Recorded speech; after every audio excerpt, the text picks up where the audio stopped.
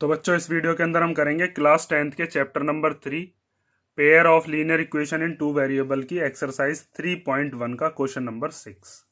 तो question number 6 में हमें दिया है given the linear equation 2x plus 3y minus 8 equal to 0। ये एक लीनियर इक्वेशन दे रखी है दो वेरिएबल वाली, इसके अंदर x और y दो वेरिएबल दे रखे हैं। Right another linear equation in two variable such that the geometrical representation of the pair so formed is intersecting lines. इसमें कह रहा है एक दूसरी लीनियर इक्वेशन बनाइए और जब वो वाली इक्वेशन बन जाए तो इस वाली इक्वेशन का और उस वाली इक्वेशन का दोनों का जो ग्राफ बने वो ग्राफ कैसा होना चाहिए, इंटरसेक्टिंग लाइंस होनी चाहिए। फर्स्ट पार्ट में ये कहा है, आगे फिर सेकंड पार्ट और थर्ड पार्ट भी हम देखेंगे। तो इंटरसेक्टिंग लाइंस हमारी कब बनती हैं?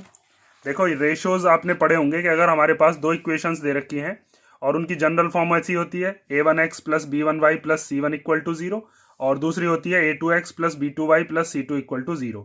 तो इस वाली इक्वेशन को इससे हम कंपेयर करके a1 की वैल्यू 2 लिख सकते हैं, b1 की वैल्यू 3 और c1 की वैल्यू माइनस का 8। अब आपको दूसरी इक्वेशन ऐसी बनानी है जिसमें a1 upon a2 not equal to b1 upon b2 बैठे, क्योंकि तभी कैसी बनेंगी आपकी इंटरसेक्टिंग लाइंस। तो आपको बस इस तरीके से सोचना है कि जैसे a1 है आपका कितना 2, ठीक है, और आपका b1 कितना है, b1 है 3। तो आपको इसके नीचे ऐसी डिजिट्स सोचनी है जिससे कि ये दोनों के दोनों नॉट इक्वल बैठे। तो कोई भी डिजिट मान लो, जैसे यहाँ पर आपने मान ली 5 और यहाँ पर क्या मान ली 4। तो आपको दूसरी इक्वेशन के अंदर जो a2 है वो 5 रख देना है और b2 जो है वो 4 रख देना है, c2 को कुछ भी रख दो, क्योंकि जब शुरुआत के दो इक्वल नहीं आते हैं तो c1 की और c2 की वो इक्वल बैठे या नहीं बैठे उससे कोई फर्क ही नहीं पड़ता। ठीक है, तो आपको अब इसको रिप्रेजेंट कैसे करना है इस चीज को आप ध्यान से समझो। तो सबसे पहले हम क्या काम करते हैं, इसके अंदर जो हमारी जनरल इक्वेशन होती है उससे हम कर लेते हैं इसको कंपेयर। तो हम पहले इक्वेशन को लिखते हैं, इक्वेशन है 2x plus 3y minus 8 equal to 0 और इसको हम कर रहे हैं कंपेयर। तो by comparing with a1x plus b1y plus c1 equal to 0। जब आप इससे कंपेयर करोगे तो a1 की वैल्यू कितनी हो जाएगी 2, b1 की वैल्यू कितनी हो जाएगी 3 और c1 की वैल्यू कितनी हो जाएगी माइनस 8। अब आपको पता है कि कंडीशन क्या होती है इंटरसेक्टिंग लाइंस के लिए। तो कंडीशन फॉर इंटरसेक्टिंग लाइंस वो होती है, अभी मैंने आपको बताई थी कि a1 upon a2 not equal आना चाहिए b1 अपॉन b2 के। c1 अपॉन c2 को आपको चेक करने की जरूरत ही नहीं कि जब ये दोनों के दोनों ही नॉट इक्वल आ जाते हैं। तो अगर आप a2 की वैल्यू रख देते हो 5 और मान लो b2 की वैल्यू क्या रख देते हो 4 और c2 कुछ भी रखो, उससे कोई फर्क पड़ना ही नहीं है। मान लो मैंने क्या मान लिया माइनस का 7। तो जो दूसरी इक्वेशन होगी, अनदर इक्वेशन जो हमें बतानी थी, और वो किस फॉर्म में होनी चाहिए, in the form of a2x plus b2y plus c2 equal to 0। तो वो क्या हो जाएगी, अब यहां पर देखो a2 कितना है 5, उसके आगे x, b2 कितना माना है हमने 4, उसके आगे y, और c2 कितना माना है माइनस का 7 इक्वल टू 0। ये हो गई हमारी दूसरी वाली इक्वेशन। अब यहां पर अगर आप करके देखोगे तो hair a1 upon a2, a1 कितना है 2, a2 कितना है 5, उसके बाद b1 कितना है 3 और b2 कितना है 4। तो क्या ये दोनों इक्वल हैं? ये दोनों नॉट इक्वल हैं। तो हमको इसी तरीके की इक्वेशंस को सोचना था। अब आपको यहाँ पर a2 और b2 जरूरी नहीं है जैसे मैंने 5 और 4 माने वही मानो, कोई और नंबर मान लो, बस आपको ये चीज याद रखनी है ये दोनों के दोनों इक्वल नहीं बैठने चाहिए, कुछ और भी मान सकते हो आप। ठीक है, सेकेंड वाला पार्ट देखो। तो सेकंड पार्ट में आपको क्या करना है, ये जो हमें इक्वेशन दे रखी है इसके साथ दूसरी ऐसी इक्वेशन बननी चाहिए कि आपका जो ज्योमेट्रिकल रिप्रेजेंटेशन हो, मींस जो ग्राफ बने, वो कैसी लाइंस होनी चाहिए, पैरेलल लाइंस। तो पैरेलल लाइंस बनाने के लिए हम क्या करते हैं, a1 upon a2 b1 upon b2 के इक्वल आना चाहिए, लेकिन c1 अपॉन c2 इक्वल ना हो। तो यहां से आप a1 b1 और c1 की वैल्यू लिख लो पहले। जैसे a1 की वैल्यू कितनी है 2, b1 की वैल्यू कितनी है 3 और c1 की वैल्यू कितनी है माइनस का 8। ठीक है, और आपको अब क्या करना है, a1 अपॉन a2 को तो b1 अपॉन b2 के इक्वल बनाना है, लेकिन c1 अपॉन c2 इक्वल ना बैठे। तो उसको बनाने के लिए आप क्या काम करो, यहां पर नीचे की तरफ अगर आप इसका दुगना लेते हो तो यहां पर भी दुगना लो, अगर इधर की तरफ 3 गुना लेते हो तो इधर भी 3 गुना लो, 4 गुना ले लो, 5 गुना ले लो, कुछ भी कर सकते हो। जैसे यहां पर मैंने 2 गुना लेकर कितना कर दिया इसको 4, तो यहां पर भी मैं दुगना ही कर दूंगा 6, क्योंकि जब मैं इन दोनों को कैंसिल करूंगा तो क्या बन जाएगा 1/2। और यहाँ पर कोई ऐसी चीज मानो जिससे कि ये दोनों नॉट इक्वल बैठे, उससे 1/2 नहीं आना चाहिए, क्योंकि फिर ये वाली कंडीशन बन जाएगी। तो यहाँ पर मान लीजिए मैंने क्या मान लिया, -9 मान लिया। तो यहाँ पर जब आप इसको सॉल्व करोगे तो ये 1/2 हो जाएगा, 3/6 को सॉल्व करेंगे तो ये भी 1/2 हो जाएगा, और ये 8/9 है ही। तो यहाँ पर A1/A2 B1/B2 तो इक्वल है, लेकिन C1/C2 इक्वल नहीं है। और ऐसी केस में क्या बनती है, पैरेलल लाइंस। अब आपको इसको रिप्रेजेंट कैसे करना है, अपनी कॉपी में कैसे करोगे या एग्जाम में कैसे करोगे, वो चीज देख लो। तो उसके लिए जैसे अभी हमने पीछे किया था, सबसे पहले आपको क्या करना है, जो हमारे पास इक्वेशन दे रखी है पहले आपको उसको लिखना है। तो हमें इक्वेशन दी है 2x + 3y - 8 = 0, और इसको हम कंपेयर कर रहे हैं जो हमारी जनरल इक्वेशन है उससे। तो by comparing with a1x + b1y + c1 = 0।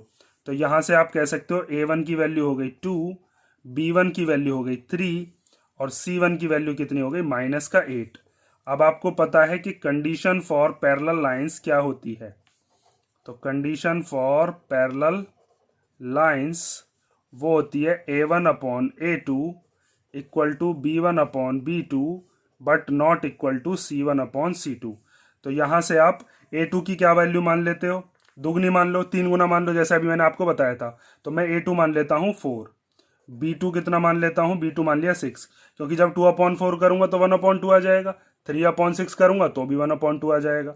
और C2 में मान लेता हूं कुछ और, जैसे मैंने मान लिया था अभी -9। तो अब आप यहां से क्या कह सकते हो कि दूसरी इक्वेशन हमारी क्या बन सकती है, उसको लिख दो। तो another equation in the form of A2x + B2y + C2 = 0। इस फॉर्म में हम दूसरी इक्वेशन को बना रहे हैं। तो वो क्या हो जाएगी 4x, A2 की वैल्यू 4 मानी है, B2 कितना 6y, और C2 कितना माना है -9, और इक्वल टू में 0।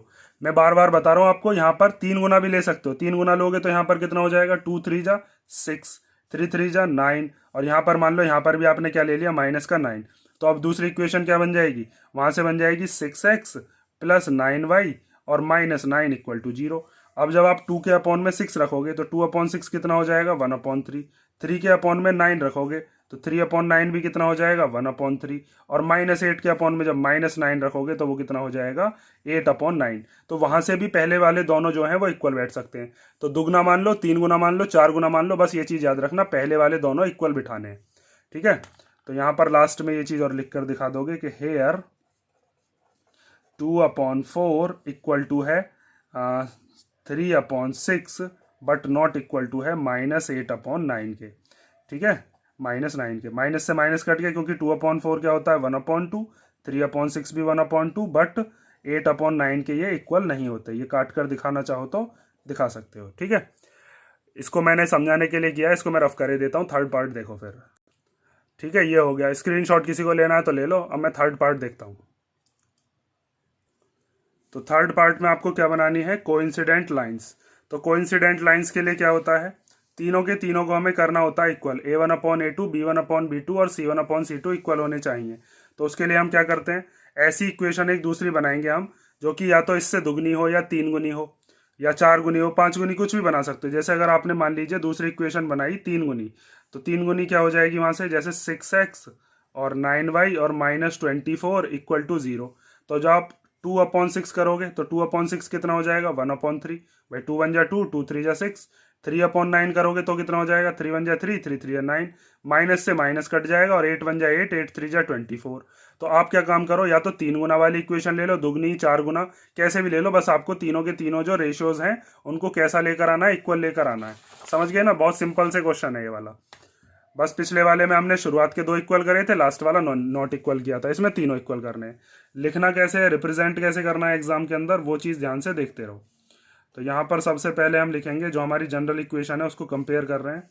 तो जनरल इक्वेशन है हमारी 2x + 3y - 8 = 0। इसको कंपेयर करेंगे जनरल से, जनरल लिख लेते हैं यहाँ पर। तो by comparing with A1x + B1y + C1 = 0। तो इसका मतलब A1 कितना हो जाएगा 2, B1 कितना हो जाएगा 3 और C1 कितना हो जाएगा -8। तो कंडीशन फॉर कोइंसिडेंट लाइंस क्या होती है?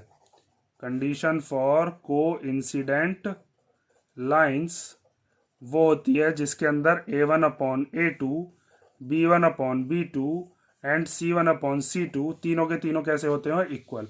तो अब यहाँ पर हम मान लेते हैं कि A2 कितना है, मान लिया मैंने 6, 3 गुना मान रहा हूँ मैं इससे, ठीक है।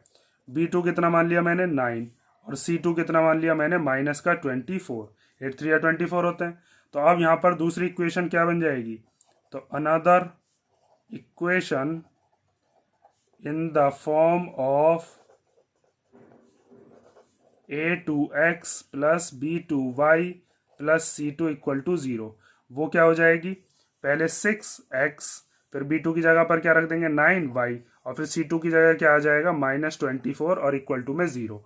क्योंकि यहाँ पर क्या होने वाला है, अब जब आप इस 2 के अपॉन में 6 रखोगे तो 2/6, 3/9 और -8/-24 तीनों के तीनों कैसे आ जाएंगे? इक्वल। 1/3 हो गया, ये भी 1/3, माइनस से माइनस कैंसल, 8 1 8 एंड 8 3 24। तो यहाँ से 1/3, 1/3 और 1/3 तीनों आ गए इक्वल। ठीक है, समझ गए ना? मैंने कई बार आपको बता दिया, जैसे मैंने माने हैं जरूरी नहीं है आप ऐसे ही लो। एट ए टाइम आप जो भी लिखना चाहो यहाँ पर 2 गुना वाले भी लिख सकते हो, जैसे यहाँ पर 4, यहाँ पर 3 2 6, यहाँ पर 8 2 16, कुछ भी ले सकते हो। ठीक है, बस ये कंडीशन याद रखनी है, मेन चीज है ये कंडीशन। और ये हो गया हमारा क्वेश्चन नंबर 6। नेक्स्ट वीडियो में क्वेश्चन नंबर 7 देखेंगे। अगर इसमें भी कोई डाउट है तो कमेंट करके बता ही सकते हो आप, मैं आपके जवाब दे दूंगा।